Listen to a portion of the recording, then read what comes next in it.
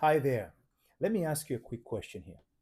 Have you ever found yourself sitting in a room with someone you once loved deeply, but in that moment, you're feeling like you're a galaxy apart? Does that sound familiar? If so, hang on. Many people think that relationship falls apart because of misdeeds, failure to perform, argument, falling off in love, and many other things that people use as an excuse.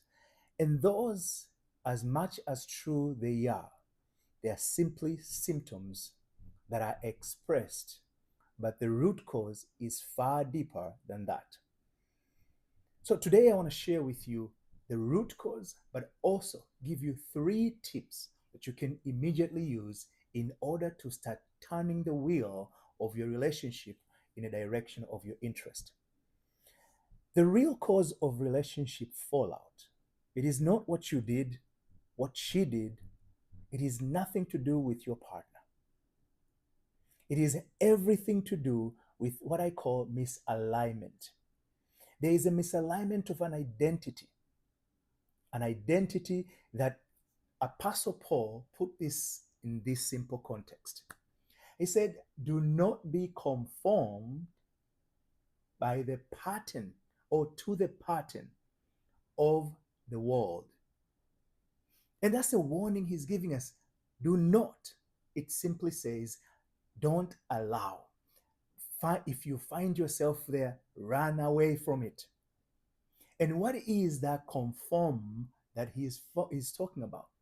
To be conformed is means to be in agreement, to be in alignment with the circumstances that you find yourself in. The circumstances that you find yourself feeling lonely, as circumstances that you find yourself to be feeling inadequate, as circumstances you're feeling that you're not loved, as circumstances where you're being mistreated, misvalued, disrespected. And this does not say that those things are not real. It simply informs you that do not agree to those things. A very simple example I usually tell most of my clients is when you're walking down the street, let's assume your name is Jane, and a very fine gentleman shows up or kind of coming toward your direction and keeps saying, "Oh, Janet, hey, Janet, hey, Janet." What you going to do? Are you going to respond to the fact that you are not Janet just to please the person in front of you? Or you're going to ignore their attention despite of who they are? Think about that. Somebody comes down the street and you're John, and somebody start calling Andrew. Hey, Andrew, what's up, Andrew? Are you going to respond to the name called Andrew while your name is John? Or are you just going to be a people pleaser and allowing another person giving you a different identity that is not yours? And that's what Apostle Paul says there. So in the pattern, in the world you find yourself in, there's a pattern. There's a pattern of mistreatment. There's a pattern of not being respected. There is a pattern of not being valued. There's a pattern of not being embraced. There's a pattern of not you receiving equal to that which you were expecting. That is the pattern in the world of your relationship that he's calling it out. He said, do not be in agreement to that. Do not align yourself consistent to it. Do not to respond to that name. And you said, why? But I find myself here. And I've prayed, I've done everything that I've been asked to do, what I know to do, and yet I find myself in this situation. I go to church every Sunday, I go to mosque every Friday, I pray regularly, I pray 7 times a day, I give tithe, I volunteered in my society, my community. And you might say, I do nothing, but yet I'm not a bad person. So why will I experience this? And is it okay? What is actually very interesting is what actually at the end of that scripture, it says, then if you do not conform, it said, then you will be able to test and approve what God's will is. And Jeremiah 29:11 says, it is God's will for you to have a fulfilled desire, a relationship that you are recognized, respected, honored, embraced, celebrated, loved, and cherished. A relationship where your partner admires you every time you walk in the room. They feel the warmth of your presence and they accept it, embrace you, where intimacy continue to grow gradually.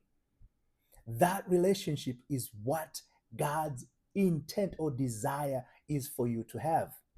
So therefore, if you're not having that, so that identity, let's get that identity is your name. That is the identity God has ordained for you. So if you're experiencing contrary to that, you're not consistent with that identity. And that's what Apostle Paul says, do not respond to that identity that is inconsistent with what God's plan is for you. The plan to be respected in your relationship, to be valued, embraced, celebrated, honored, and have fun with the level of intimacy continuously or gradually increase each and every time. That is the ideal relationship. But then you say, what am I going to do in order to achieve that? Apostle Paul gives us another way out. He said, instead, be transformed. Be transformed by the renewing of your mind. It is in the transformation and through this renewal of the mind, you have the opportunity to test if that promise is true, if that will, perfect will of God is true. I have tested it. Things were not always rosy in my relationship. But guess what? When I learned, I said, I have to put this to test. Because if you're telling me I can have this, then why not try it? Why settle for less? You're telling me I can have more? So guess what I did? Simply, I went through the process of transforming my mind as it relates to my relationship. And in doing so, today, as I look at my wife, I can tell you 100%, I admire her. The intimacy level is greater than the first time we met. Because that's what really is. It's about growth. When you look at nature outside of your house, outside in your backyard, whatever you are, when you look at nature, the very simple, consistent fact of nature is continuous growth. Every seasons will come and go, but one thing that is common about nature, you look at plants, it's continually growing. Here in Minnesota, we have winter time. When you look in winter time, everything else looks like it's dead outside, dry and no leaves, nothing. Spring come and you can start seeing a little bit of a sprouts of leaves. They keep peeping out. And no longer than that, there's green everywhere. It wasn't long ago, it was nothing, no grass, nothing. But as I look out through my window here, there is green everywhere. That's the nature of life, continuously growth. And things will come. Winter weather will come. Spring will come. Summer will come. Fall will come. But regardless of the season, you always have to navigate through those seasons so that you can continue to grow. But the problem is, and what Apostle Paul said, do not conform, because if you conform to what you see, you are going to die. You're going to continue to remain and things will get worse. And maybe you're sitting at a place today where things have gotten so worse because you stayed there. So the key issue here is to experience a transformation.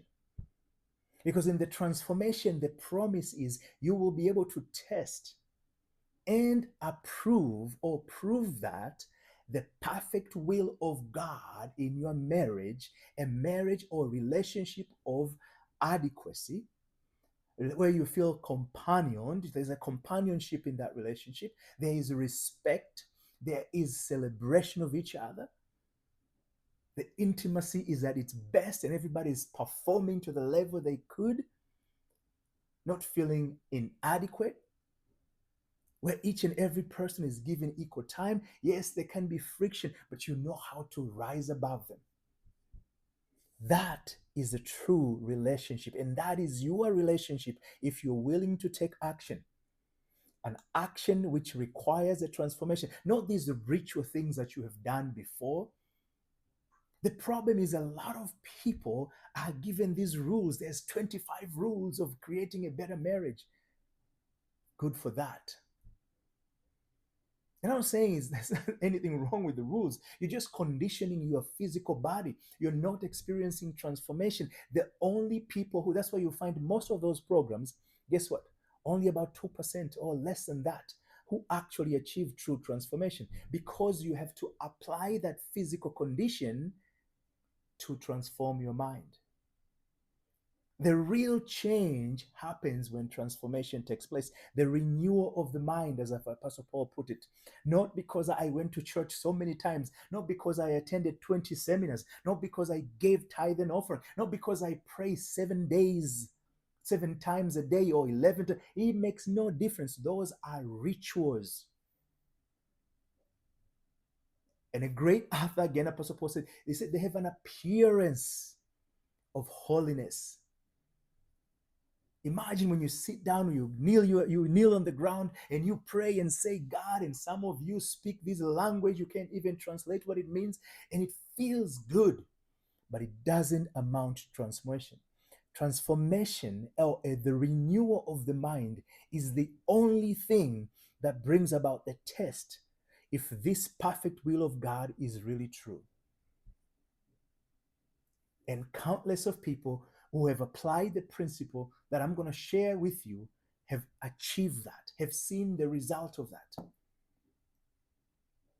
So, what is that, you ask? Simple. I'm just going to give you three things that you can quickly do in order to turn this around, because it's the goal is to give you tools, to give you something that you can do today where you are and start transforming your life toward the direction of your interest. I hope you're good for that. You ready? Okay, let's do this. First, I tell people you have to lead with identity. And you said, so one person will say, how am I going to lead with identity? And especially when you get to these situations where there is this idea one sex is responsible of leading a marriage. It's just an assumption. But here's the thing. When I'm talking about lead with identity, I am not talking about leading somebody else. The key is lead with identity. What identity are you leading your marriage? But in leading your marriage, you have to lead yourself first. If I ask you today a very simple question, what are the character or things that your spouse or your partner need to do in order for you to feel good in your relationship? You will take a pen and write them down. And for that, I am asking you to just do that. Grab a pen, or in your phone, you can speak to it, you can dictate it, whatever the case. Can you list 5 to 10 things that your partner must do or should do in order for you to feel something about this relationship? Or what are the things that are 10 things, 5 to 10 things you want your partner to change? Simple. I know you're good for that. You can do that very easy. Go ahead and list them. Great. I assume you've taken the time, and maybe you want to pause this moment because I want you to go with me through. So you can pause this video for a moment and follow and write those things. Great. Thank you for doing that. Let's do this. So you've done that already. Look at those things very closely. Here's a piece of paper. I have nothing listed here, but let's assume you've already listed the 5 things maybe. If you have those 5 things, I want you to think about it. Those things are identity. They identify your partner with those qualities. So you would say, let's say, kind. So we'll say kindness is an identity because we have people we call, I mean, that guy or that girl, she's very kind. So is an identity. You say loving. Loving is an identity. Oh my God, that person is very loving. So you're identifying identities that you want your partner to change or to adapt. The next task now, a great teacher once said, it is easier to teach 100 students, but the most difficult thing is to teach 99 students and one of them is you. So let's flip the coin. Let you start identifying yourself with those qualities. I won't lie. Most of my client always comes and say, my spouse is the problem. I have no problem at all. And maybe you're sitting there, you're saying exactly the same. I have no problem at all. My spouse is the problem. They're always doing this, they're always doing that. I'm the best in this relationship. And there's nothing wrong with that conclusion. But I always tell them, let's be open minded. Let's take this journey. Let's flip the coin now. Can we become the best of that which we observe our partner mean? Meaning that we're saying, my partner is one person used to tell me their partner is a narcissist, a liar, a this. I said, okay, let's stop pretend, stop saying that about our partner. Let's adapt. What do you want to be the partner? To speak truth. Great. Can we speak truth to ourselves? Can we stop complaining about things and take responsibility in ourselves? And most of them have said, oh, how am I going to do that? And we walk them through, and eventually they realize once they start adapting they start adapting that identity, the relationship changes because they respond differently. If my partner is not kind and I say I am going to adapt kindness in this relationship, what am I doing? I am taking an identity that I want my partner to express. So I take leadership. That's why I said lead with identity. You have lead with an identity that is wrong. You have said your partner is terrible, untrustworthy, disrespectful. And I'm not saying that is not the qualities your partner is expressing today. I'm just saying if you take on those qualities and make them yours, is what Apostle Paul says, you are conformed. And he warns against that. To do not. So if you think, you say, okay, you know what? I want to change. I want to see a better relationship.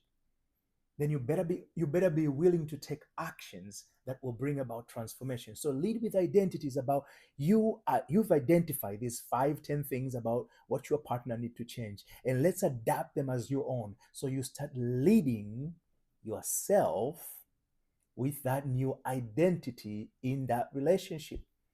Be the person who's kind. And you say, but I've tried. Let's do it again. You've tried it to prove. Don't lead from fear.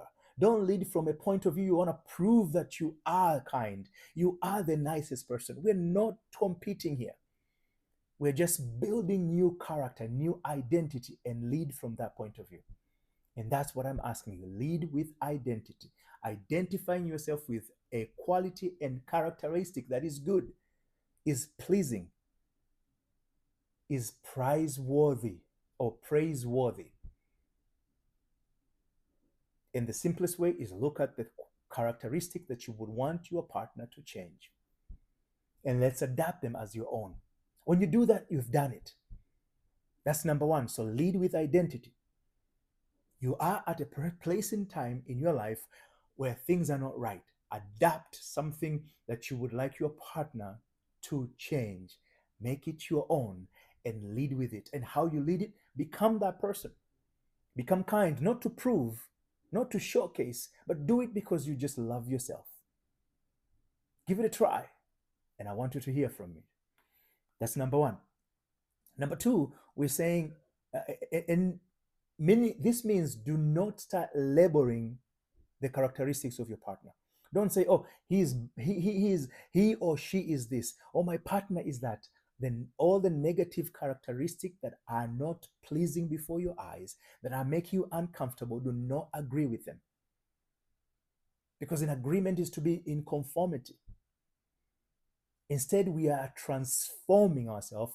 We are changing our mind by adapting that opposite identity or the identity we want our partner to portray and make it our own. So we become the leader in that relationship through our own actions, our own leadership. We are leading ourselves. And because you are leading yourself, you are leading your partner. And don't go and start proving to them. Don't go and brag it. Do it for you. You deserve joy. You deserve better. So is the relationship you're in deserve the best of you. So is if there's children, they deserve the love, the respect, the joy, and everything that relationship you're in should afford them. It is time to take responsibility, my friend. And you do so by taking these actions. You're not a bad person. You're not broken. You are an amazing person. It's just that you were blindfolded in your journey. Let's take that blind out of you, unfold it, and step into this relationship and take responsibility by not saying that you're bad, by not identifying. No, no, no. We're just saying take responsibility by starting walking consistent with the interest at heart. That is the secret. So, number two. So, if you've done this, number one, if you do it right, you will start seeing things getting better in your relationship. Number two, we're talking about something very simple: clarify the spark. And so there's a difference between number one and number two. Number one, what I lead with identity is just solving the issues at hand at this moment. The idea is not to solve just what is happening, to create consistent growth. And that consistent growth comes when you do something very simple. When you elevate that relationship by clarifying the spark. What is the spark? Other people will call, you have to know your why. What is your why in this relationship? Why you got into this relationship at first? Most people got into relationship because I just got in relationship. Why? You have to identify the why. I call it the spark. For me, an example, I look at my wife. Me and my wife, when we got married, before we got married, we were just friends. There's some warmth and care and tender care that she expressed in me. At some point, we were taking classes at the same period. She used to have a ride that it was a taxi those days that picks her up from school. It wasn't too far, so pick up from school and drop at her place. I said, no, we're friends. I go to work during the day, I take evening classes, and you do the same. So guess what? I'll give you the ride. I'll be that taxi guy. I was trying to be a nice guy. But every time when I drop off, we were just friends, nothing more. So I would drop her off at her place. And those days when I went to school, I'm an old guy. I look young. I know. I'm just kidding. But but I would drop her. There was no cell phone. So I would drive all the way home. When I get home, she knew how long it's taking me to drive. She'll call me, or sometimes I will call her, and she will stay on the phone. And she made sure that I have to call. If I don't call, she's gonna call, because she wanted to make sure I've dropped her home safe. She wanted to make sure that I get home safe as well. And we'll talk on the phone, and I'm like, okay, I'm eating, and I'll go and eat. I'm about to go to sleep. I'll call her, and we talk, and she's like, okay, can you just stay on the phone until I go to sleep? And we'll have conversation over and over. We talk. There was nothing. We couldn't finish talking. So there was something about that. I'm like, oh, she cares. That tender love. She's always done this. And she was always attentive. And that was something that I'm like, wow, she recognized me. And we were not even in a relationship, yet she recognized me. She showed me respect. And those things were what I call the spark. So we went into a relationship, yes, we call what you call love was there. But really what kept that love stand up is that spark. It's an important piece. It is very, very important to have that spark. If you don't have the spark, you're in trouble. Because people say, I fell out of love because there is no spark. But when you are in the spark, because today, even when I do things, when we get into an argument or there's a disagreement, I'm like, man, I miss that tender love and care. I missed her warmth, her embrace, her joy, her smile. And because I miss those things, guess what? I'm going to make things right. I'm going to do what is required of me to be able to continue to benefit from it. You have a job today. You have work. You have a business. There are certain things you must do each and every day to maintain that job. If your performance drops, you're going to lose the job. So you're constantly doing that which is required of you to do in order to maintain that particular job so you can get paid every 2 weeks, every month, every week, every day, whatever, how you get paid. This is what you do. So, what do you think is different from a relationship? But it only makes sense to do so when you identify the spark. The problem, people are saying, oh, I'm doing this for him all the time and he doesn't respect it. He doesn't recognize it. I'm doing it for her. I walk in and do anything else. I do all these things and the person doesn't recognize it, doesn't appreciate it. And I'm not saying that's wrong. It's true the person doesn't appreciate, but because you're doing to prove or to please the person, the intent is wrong. The secret is to do it consistent with your interest. That is the very important piece. You are doing it with the wrong intent, trying to please the person. You can never really please a person, but you can please yourself by doing it for the sake of the spark. Once you've rise higher than in an individual matter, when you do that, it changes the person. And that is the secret. So identify that spark. What got you into that relationship? Once you identify it, you have to work for it, not for the other partner. Identity change, circumstances changes, but the spark remain. The spark is that which sustains that relationship, not love, because most of us have a completely misconstrued understanding of love, depending on how you grew up. What is defined to be love? I grew up in I was born in Tanzania. It's in East Africa. For those who doesn't know where it is, it's in East Africa. And there is a tribe in Tanzania that women does not, if you do not beat them, they don't believe you love them. That's the culture they grew up. They were told that. You can say it's screwed up and all. That's what they learned from the childhood. That's what they were informed. That's what they saw in their parents. Today, there's many things that you have learned that other person think they're weird. Just because they're weird to another person doesn't mean they're wrong. It's just because that's how you were raised. That's why you're exposed to. And for this case, so that person, if you don't beat that female, I can marry to that to that tribe. Not because there's anything wrong with women. It's because I'm not gonna beat a female. I never saw my dad doing it. I never even saw my dad arguing with my mom. So if my wife even raises a voice or comes to ask me, I cannot argue with her. Always, there's a thing I usually do. I'm like, I'm off. I can't do this because I haven't seen it. It is not in my nature. While another man, they will be finding so easy to slap a woman, to fight, to argue, to curse each other. I can't. That's just, I didn't see it in my house. I didn't see it in my neighbor either. So guess what? I can't express it. And it is very sore for my children. They haven't seen me and their mom argue. We might be in a disagreement, but we'll not argue. So that's why I'm saying, so the identity can change, but the spark keep things calm. But it's not love, the spark, the reason why. Don't go to a relationship in a marriage and say, because I love him or her. Go to there because there's a spark. You have to define what that love is.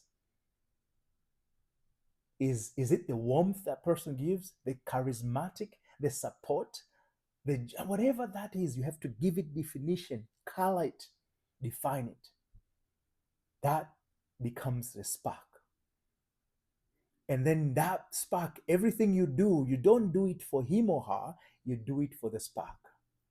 And that brings transformation. It makes things, and people say, I have clients who say, my relationship is up and down all the time. I'm tired because I'm overwhelmed. There is no spark. Why did you go there for? So when you do it for the spark, there is a consistency. I'm not looking for acknowledgement from my partner. Yes, when that acknowledgement comes, it adds into the smile. But if I'm consistent doing for the spark must be up. The amber will be there, and the atmosphere will eventually change. And lastly, do it with intention. Don't let, you cannot allow, in order for you to be transformed through the renewal of the mind, you have to be intentionally in what you do. If you don't do that, you cannot see the results. I guarantee you. Results comes because there's an intention behind it. Be intentional in all of this. Be intentional in leading with identity. Be intentional in clarifying the spark. Be intentional in carrying yourself in this relationship consistent with. I am telling you, if you cannot do this, transformation becomes difficult to happen. And if there is no renewal of the mind, transformation cannot come through. And therefore, you are conformed to the pattern of the experience you have. I had a client who, it was like he had been in a relationship, a marriage, in 4 times. The longest one lasted a year. They will fall apart. And he said he tries and he does everything. He thinks it's because he goes to work a lot, because he pays for the bills, because he provided. He's done and he's trying to be kind, but they keep falling apart. When we were talking, he said, I keep bringing this Jezebel in my life. I'm like, who's Jezebel? I'm like, oh, so all of them were named with Jezebel? He said, no, Jezebel is from the Bible. I'm like, oh, okay. I didn't catch it from the beginning. I was a little bit slow there. I said, so what do you think you bring Jezebel? He goes into this relationship. First, he doesn't have the spark, and there is no identity. They met, he fell in love, and he just goes. And before long, it doesn't take long, the woman behaving consistent with what he called his standard. They cannot meet my standard. As if he's employing people, he's looking for a standard instead of looking for a spark. A spark changes everything. Identity addresses the issues at hand. You have to do them intentionally. And if you do that, I am confident you will have a peace of mind. I'm not saying that things will disappear quickly, but you're going to have a peace of mind. The clarity will come. You will continue to maintain it, and eventually transformation will take place. That is the law of nature. A few months ago, when the snow was all over the ground here in Minnesota, guess what? When spring came and the sun was a little bit warmer, the snow started melting and there was water moving everywhere, and eventually the water was gone. And it was decently warm. If you're coming from a negative to start being in a positive, it feels warmer. But we knew that is coming. We knew the grass will get greener. We knew the trees will have leaves. We knew that because that is the law of nature. But we had to be patient. And eventually, within weeks or so, the grass started getting greener, and people start kind of cutting their grass or lawn their mow their lawn. I mean, mow their lawn, cut their grass, and the leaves start coming out. And when you walk out most on the park, I like to run. I love to see that green everywhere when I run. And often when it's hot, it gives me the shade. Guess what? That didn't happen overnight. It took a little bit of a time. And that's why I'm saying, so a peace of mind will come if you apply these things. But there's a technique usually I change. There's not much time here to do, but there's a technique I use called 3I framework that guides you through this process. First, you idealize that which you're experiencing. Then you introduce it, and then you iterate. I have several videos that I've provided that breakdown on how to do so. So you can access those in a different resources. Otherwise, I want to invite you, if you find this information useful and you want to enhance the quality of your journey in this transformation piece, because I'm telling you, you can do all the things. You can go to church, to mosque, you can pray, you can do everything else. If those things are simply ritualistic and if they are not transferring or transforming your mind, you are just conforming to the pattern of your world. Like that client who was married 4 times.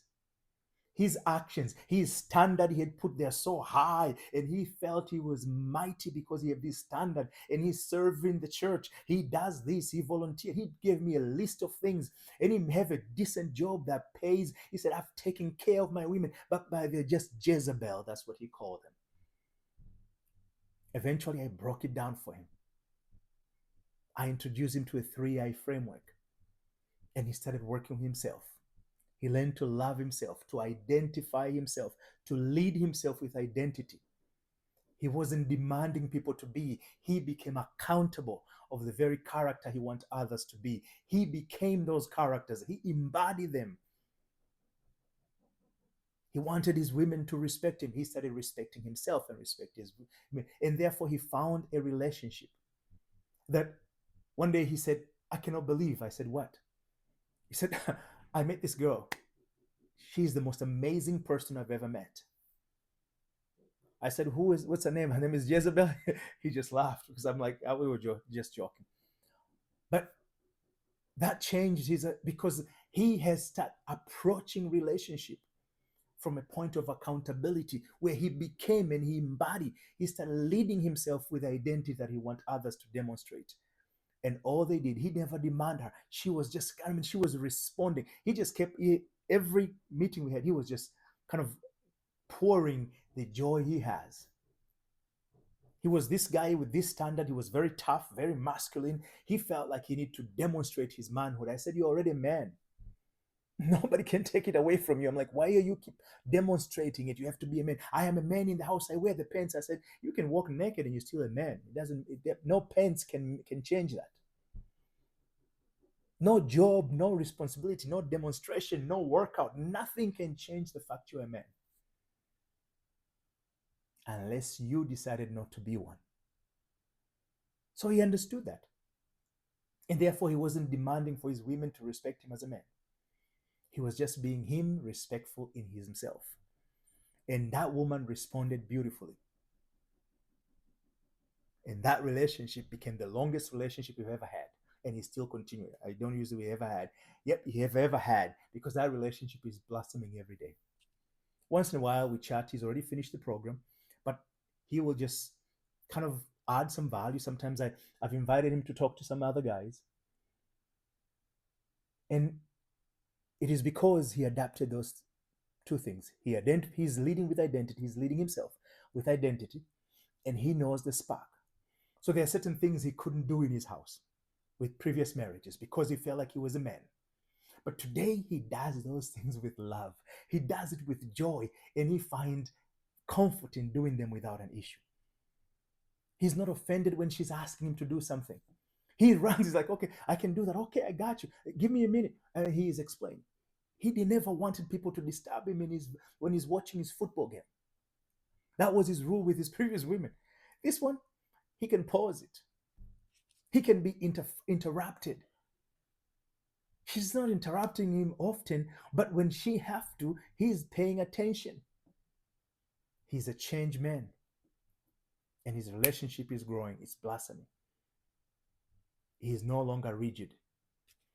So if you want to experience, you want to change, if you're serious about your relationship, and I said you deserve it for you, that relationship deserves the best of you, your partner deserves the best of you, so you can have the best of the relationship. If there's children involved, they too deserve the best of you.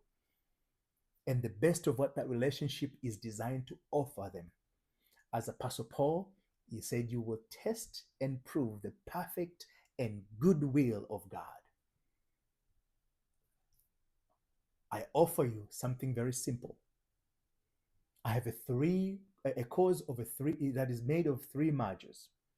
And this course is inspired from my book, The Exodus Within, how to break mental bondage from inside out, how to set yourself free. You are in a mental bondage, that's what you're in. And in that book, I term that mental bondage as your Egypt. You're going to learn who is your Pharaoh in your relationship, in your life. It's not your partner. You're going to learn about that in that particular module. You're going to learn how to break free, how you can go to Pharaoh and say, let me go. I am the very people that I have to be let go from this bondage, from this struggle, from this limiting relationship. a relationship that it doesn't amount to the quality you were expected to have. Recognized, appreciated, celebrated, supported, loved, embraced, at the highest level of intimacy, yes, sex is as well. I have a lot of clients who said, sex has become a thing that kind of control their relationship. They don't get it, or it is measured in some form, but it happens. And if you want to test and prove this perfect will of God in your relationship today, I have a place where you can start. A very simple measure you can take. So you can take this course by just clicking the link below or somewhere in this page that you're in, and you can take on that course. It's a self-paced course where you're going to be able to learn on your own pace. And if you find greater value in that course, you will find additional resources that will be promoted or shared with you in that program. But the most important thing, this course is very affordable. Normally, because the course is just that, is a part of the module from a master class I give it to my long term student. I carve that portion and I'm sharing with you. If I use the price that the master class is, that particular program is way over, yes, over $500, way over $500. But you're not paying $500 for it. Not only that, you're gonna get this course. I have an ebook of that, the Exodus Within, the entire book, the ebook with commentary. You're gonna get it for free as part of bonus in this particular course. So you're getting a significant deal, and you're gonna have a workbook to guide you through each and every module. You're gonna learn about my 3I framework that within that, so you can apply it from that module, from that particular course, so that you can start transforming your relationship today. You don't have to wait another day, but today you have the opportunity to do this. Not only it's an amazing program. I would encourage you to give it a try. A few years ago, I did something that was very interesting. I said, I'm going to do these things. I consider myself very well versatile in terms of researching, getting knowledge, and everything else. So when I was about to put together a program, actually this program, I went and studied. I knew what I wanted to do. So I went and studied how to package and sell it. I could do it. I was doing it with one-on-one. But I'm like, how do I do it where people, because when I'm sitting with a person and we're talking, I can measure, I can hear what they're saying, I can experience it and adjust or adapt my conversation in order to make sure that they get the point. But when I'm presenting it, how am I doing? How am I going to gauge? How am I going to make sure that which I presented? So I started working on this program. It took me 6 months to work on it because I kept perfecting it. I'm like, I don't know if this is clear enough. I don't know if I need, and I kept doing it over and over and over. And I will binge watch video in YouTube and people are giving you these tips. And I kept doing it and 6 months, 7 months, and I couldn't finish it because I kept tweaking, I kept improving, and I'm like, okay, is this correct? Because I don't know how the person on the other side responds. Eventually, I got frustrated because I was trying to do it myself. I said, this is stupid, and I went and paid somebody, and I paid quite a lot of money. I said, walk me through here. I want you to kind of look and come back and look at what I've done. Guide me because you've done it over and over. You have an experience. And the person went and looked and said, "Oh yeah, Alpha, this is too much. You are doing too much here. You're doing too much. This is unnecessary. This is." And we went together and put it. And I'm like, "Oh my God, I've spent almost 8 months trying to figure it out to do something, and somebody with an experience came and helped me do it in a very simple way." It is great to try to do it yourself, but it's futile, especially when the cost of failure is high. The choice is yours. Click the link below. This program is only for $47.99. Simple. You can put in a credit card. You can find a credit card to put it in so you can start saving your relationship. The other day, I was talking to a prospect client. Apparently, they have reached to me before, but they decided not to book. And I have called several times. They never even picked up a phone. But that relationship went ugly. Things went sour. And together, they were sharing expenses, a lot of it. So it made manageable. It wasn't break, but it was manageable. But eventually, the woman decided to move away. She's like, I'm moving out. I can't keep it up with this. So he's calling me. He was about to be evicted when he calls me. He said, I can't afford to be on my own. In this relationship, it hurts. And he gave me a long list of things. I said, if we had this conversation a month ago, when you called, because I could see that I saw the name. I'm like, okay, when I went and looked at the record, I'm like, oh, this person we came into contact on this date.